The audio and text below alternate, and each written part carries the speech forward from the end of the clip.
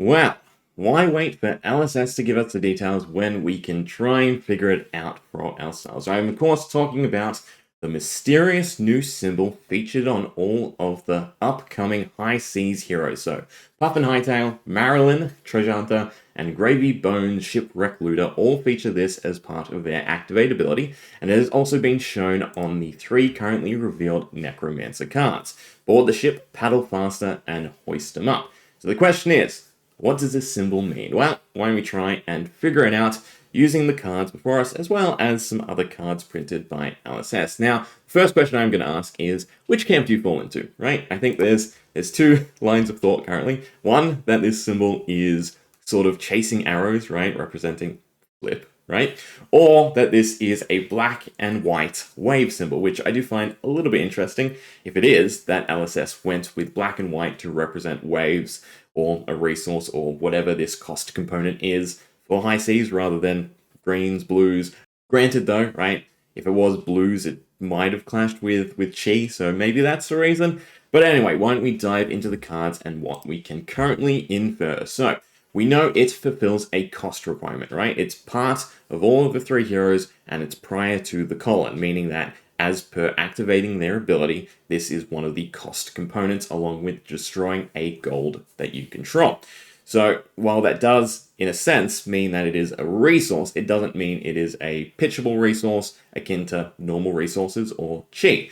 We also know that it can interact with a controlled permanent. Again, thanks to the Necromancer cards, we have you may something to an ally that you control. So it interacts with stuff on board, right? You can generate it from stuff on board, and it is used to fulfill a cost. We also know that it's usable during your opponent's turn or your own turn. We have Gravy Bones being an instant, meaning that there should be some way for you to generate this cost component on either turn, as well as Hoist 'em Up being able to do whatever you do to the ally that you control during your opponent's turn. So, why don't we take a look at some other cards for comparison's sake? Now, I've just picked a few, right? There are plenty of cards to look at, right, in relation to how this symbol might interact with the game, but we've gone with Brothers in Arms, Unravel Aggression, Nitro Mechatoid, and Deadwood Dirge. So, Brothers in Arms has an additional cost of being able to pay a resource in order to give an extra 2 block. It is represented by the words pay and then the resource symbol. So if this was directly a resource cost, I do kind of feel even on the allies, it would be worded a little bit differently, right? It would be pay 1 symbol from an ally that you control, or with an ally that you control. As for Unravel Aggression, this is our connection to Chi, but Chi is definitely handled a little bit differently because Chi was used as a pitchable, and therefore prior to playing the card or as you're playing the card, right? So in this case, Chi is mentioned by name and capitalized. So if Chi was pitched to play this, get the extra effect. So this means that it's not potentially a pitchable, but again, the correlation between Unravel Aggression and these cards isn't quite there because we obviously haven't seen the complete plethora of cards and interactions for this new symbol. And then for Nitro Mechatoid or Deadwood Dirge, we have Banish and Destroy. So Nitro Mechanoid is action, and then the activate cost is banish a card under Nitro Mechanoid. Again, if it was similar to Puffin, Marilyn, or Gravy Bones, and this was a way to, say, sacrifice an ally, I would be more comfortable if it was directly worded, right? It's sort of unspecified currently on the heroes. And then similarly for Deadwood Dirge and the Necromancer cards, we have again, directly destroy an aura that you control. You're being directly told what to do to the aura you control. Similarly again, to the Necromancer cards, I feel it would be, you may destroy, you may banish an ally that you control, rather than this symbol.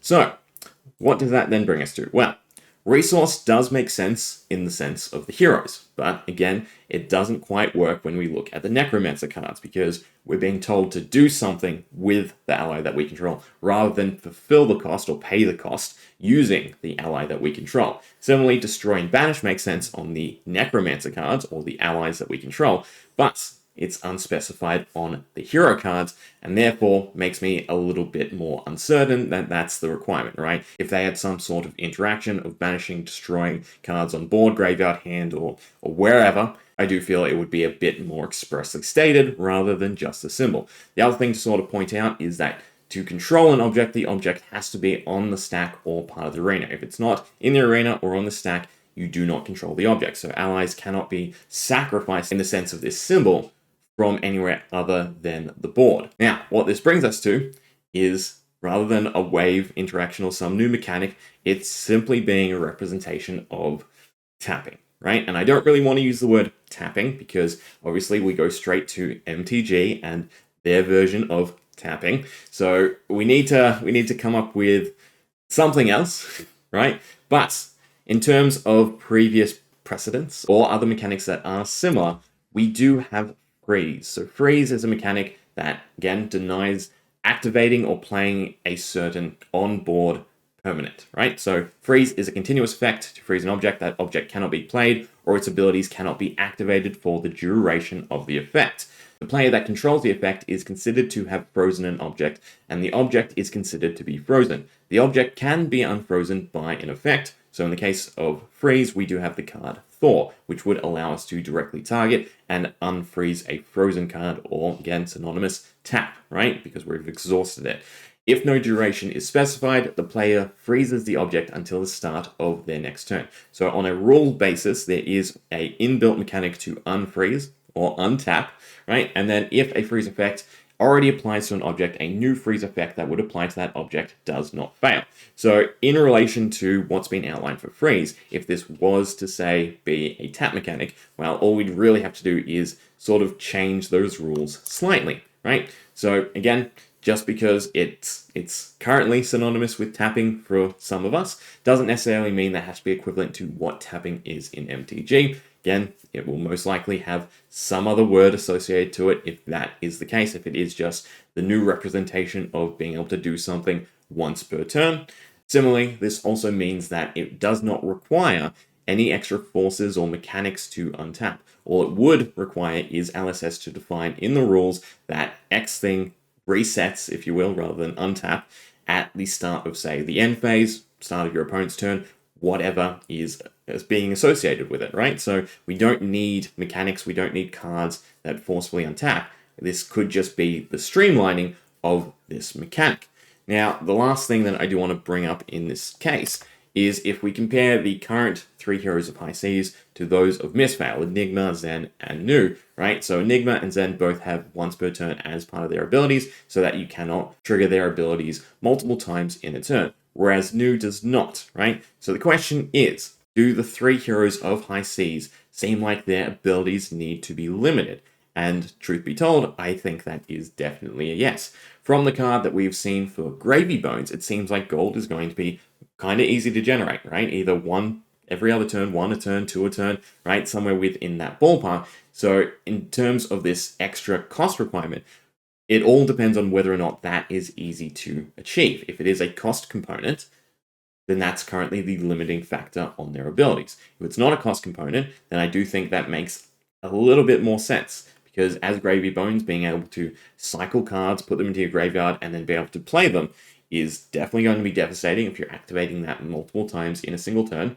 For Marilyn, being able to generate repeatable arrows, right? And again, she has Go Again inbuilt, so there's no need to generate or have extra action points for these arrows. And then for Puff and Hightail, unless Golden Cog doesn't have Crank, I would say pretty much the same thing. If Golden Cog do have Crank, then again, you could loop really, really effectively by just having enough gold on board. So with that in mind, it does, to me at least, feel like these abilities do sort of warrant once per turn, unless again, that this new symbol is a cost component that isn't just a once per turn representation, and therefore does act as a limiting factor for all of their abilities. So yeah, that's my current perspective. Again, Freeze has already been established. Freeze is the closest thing we have currently in Flesh and Blood, although it was not heavily used or highlighted, right? So yeah, do keep that in mind. But again, I'm a bit more hopeful that it is something a bit more fun and interesting.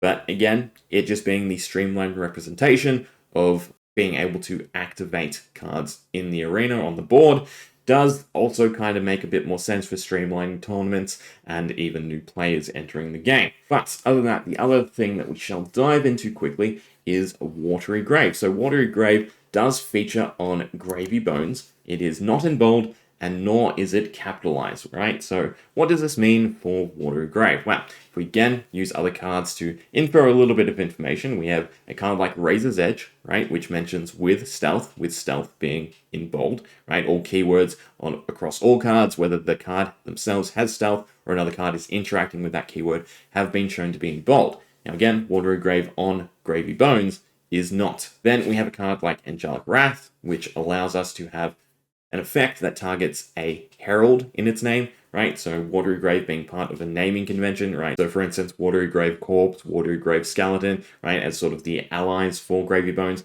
doesn't sort of make sense either, because in the case of Angelic Wrath, again, it's capitalized as a naming convention.